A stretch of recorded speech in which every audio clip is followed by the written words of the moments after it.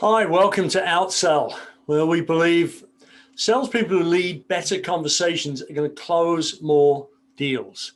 And let's talk about conversations. I was in one 3 years ago with a bunch of C-level executives, and I asked the question, is there anything else? And I got silence. And I noticed at the time it just killed a little bit of the energy. But I carried on, and later on I said, do you have anything else?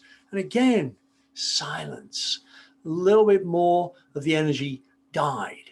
And I've noticed that virtual calls are awkward, right? We don't naturally enjoy them. So if there's any awkwardness or silence or anything, people don't like it, and they're going to avoid meeting with you because they don't want to feel any awkwardness. Our mission on a call is to facilitate something natural that flows along, but it's very, very hard to do. And so I really started thinking about this. I thought, how can I lead better calls? And about a month later, I was listening to a podcast, and I noticed that it had been about 30 minutes and there was no silence. There'd been no silence on that show. And I thought, how do they do that? And if you think about TV shows and radio, they manage to avoid silence all the time. And of course, on virtual calls that we're all getting used to now, silence is loud. So you have to avoid that.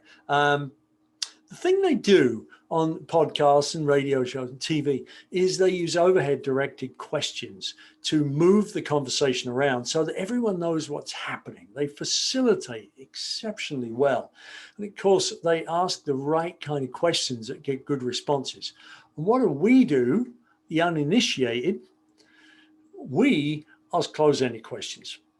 It's an epidemic for salespeople. I'm always asking salespeople, what kind of questions should you ask? They always say open-ended questions, but that's not what we do. We naturally ask close-ended questions. Are you? Can you? Could you? Do you? Did you? Have you? Will you? Would you? Is it?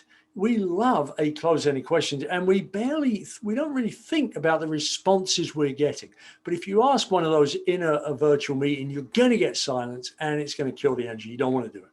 So you want overhead directed questions. Here's an example of one that might work. In this one, I'll give you an example where you might get two people teed up to speak. You might say, hey, Steve, let me come to you, and then we'll hear from Martha. My question is, can you give us an update on the production on the the widget output? Tell me what's happening on the line, and what do you see is going to happen through Q1, and what's going to happen productivity then? So now you've asked a question. You put a couple of people on notice. Steve knows there's a question coming. Martha knows. Hopefully, we have enough time to say something smart. But you can come out of everything on the agenda. You can come out with a transition where you ask a question and have someone speak and avoid silence. That's your mission. So this week, think about that. Start your questions with what, tell me, talk to me about, and give them a name. Direct them somewhere. Give them a target. And you will avoid silence, and everything will get better on your virtual calls. Good luck. If this was helpful, great. If anyone else you know could benefit from it, send it to them, or let me know and I'll send it to them. But thank you for your support, and see you soon.